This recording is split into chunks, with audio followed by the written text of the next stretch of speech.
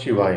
இந்த பதிவில் நம்ம பார்க்க போகிறது செவ்வாய் திசை தரக்கூடிய பொதுவான பலன்கள் என்ன அப்படிங்கிறத பற்றி பார்ப்போம்.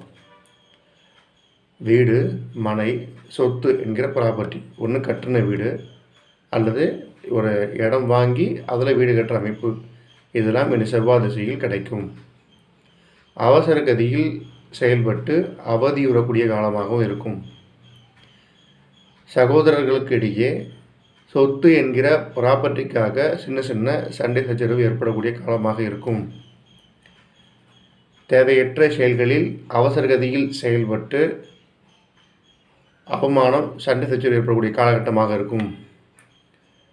முன்கோபம் அதிகமாக வரும்.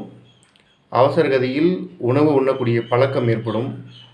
காரசாரமான உணவு மற்றும் அசைவ உணவுகள் அதிகமாக உண்ணக்கூடிய காலகட்டமாக இருக்கும்.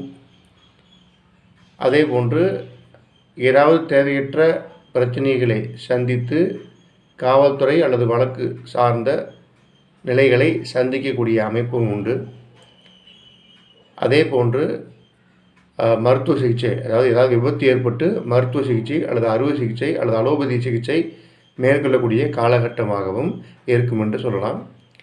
இந்த காலகட்டங்களில் முருகப்பெருமான், மலை மீது இருக்கக்கூடிய முருகப்பெருமான் வழிபாடு செய்வது நன்மை பயக்கும். நன்றி, வணக்கம்.